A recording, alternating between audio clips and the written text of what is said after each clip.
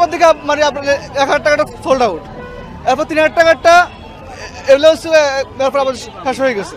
এখন তাহলে আমাদের মানে 1,000 টাকার টিকিট, 400 টাকার টিকিট, 600 টাকার টিকিট, এত হিউজ পরিমাণ টিকিট মানে এগুলো কোথায় গেল?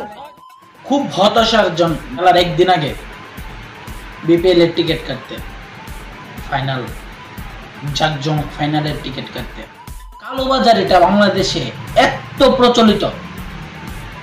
মানুষ টিকিট কাটতে গিয়েছিল, ব্ল্যাকের টিকিট যারা বিক্রি করে তারা আজকে বস্তি থেকে ছেলে পেলে ধরে এনে টিকিট কাটিয়েছে, সিরিয়ালে দাঁড়া করায় রাখছে।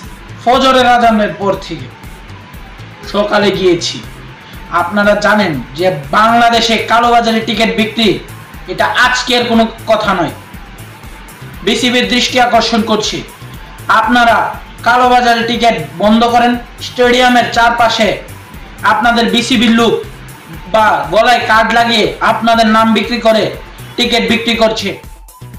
আমরা সেমি কোয়ালিফায়ার 1 দেখতে গিয়েছি, তখন আমরা দেখতে পেয়েছি যে বিসিবির কার্ড গলায় লাগিয়ে মেট্রো রেল থেকে নামার পরই তারা রাখতেছে। এইদিকে ব্ল্যাকে টিকিট বিক্রি হয়, আমরা ব্ল্যাকে টিকিট বিক্রি করি না, আমরা বিসিবি থেকে টিকিট বিক্রি করি।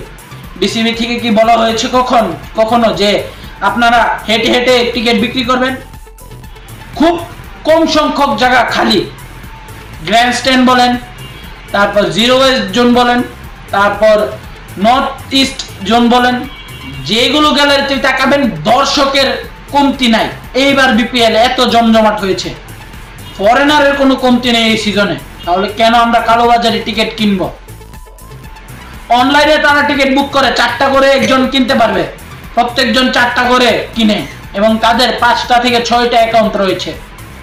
এমন একজন যদি 25টা 30টা করে টিকিট কেটে রাখে, সবাই তো মিনিমাম 20 থেকে 25 জন রয়েছে, এখানেই তো প্রায় 1000-এর কাছাকাছি টিকিট বিক্রি হয়ে যাচ্ছে। আমরা কোথায় সাধারণ জনগণ বা উচ্চ পদস্থ মানুষ বাদে কিভাবে নরমালি টিকিট কাটবো? যেটা জমজমাট খেলা, ফরচুন বরিশাল এবং চিটং কিংস দুনো দলই একদম তারকায় ভরপুর টিম করেছে। কেউ যেন কালোবাজারে টিকিট বিক্রি না করতে পারে, এই আশা কামনা করে আপনাদের কাছ থেকে বিদায় নিচ্ছি। আসসালামু আলাইকুম।